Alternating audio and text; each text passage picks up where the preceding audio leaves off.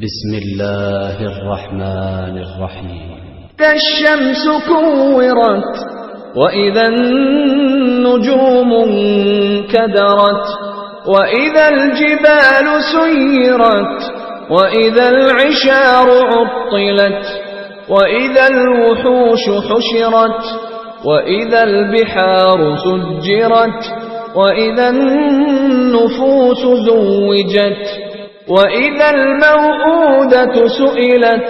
بأي ذنب قتلت۔ شروع اللہ کا نام لے کر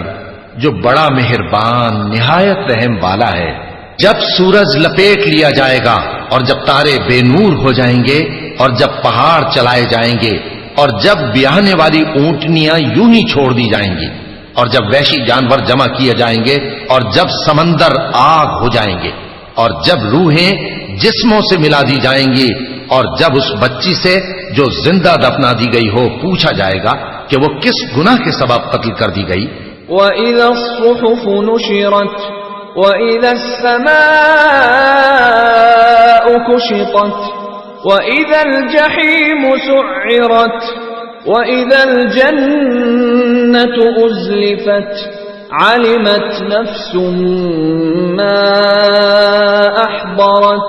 اور جب اعمال کے دفتر کھولے جائیں گے اور جب آسمان کی کھال کھینچ لی جائے گی اور جب دوزخ کی آگ بھڑکائی جائے گی اور جب بہشت قریب لائی جائے گی تب ہر شخص معلوم کر لے گا کہ وہ کیا لے کر آیا ہے۔ فلا اقسم بالخنس الجوار الكنس والليل إذا عسعس والصبح إذا تنفس إنه لقول رسول كريم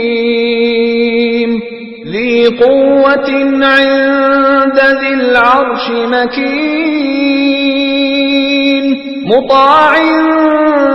ثم امین۔ پس میں ان ستاروں کی قسم کھاتا ہوں جو پیچھے ہٹ جاتی ہیں اور جو سیر کرتے اور غائب ہو جاتی ہیں، اور رات کی قسم جب وہ پھیلنے لگتی ہے، اور صبح کی قسم جب وہ نمودار ہوتی ہے کہ بے شک یہ قرآن اس فرشتہ عالی مقام کا سنایا ہوا پیغام ہے جو صاحب قوت ہے، مالک عرش کے ہاں اونچے درجے والا ہے، سردار ہے، ساتھ ہی امانت دار ہے۔ وما صاحبكم بمجنون ولقد رآه بالأفق المبين وما هو على الغيب بضنين وما هو بقول شيطان رجيم فأين تذهبون إن هو إلا ذكر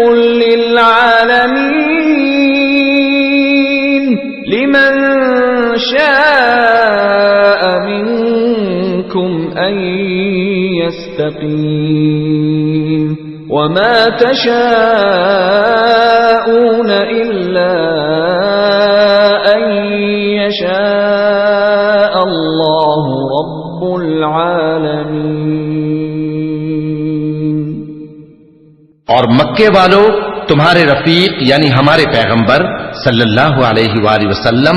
دیوانے نہیں ہیں، اور بے شک انہوں نے اس فرشتے کو آسمان کے کھلے کنارے پر دیکھا ہے، اور وہ غیب کی باتوں کے ظاہر کرنے میں بخیل نہیں، اور یہ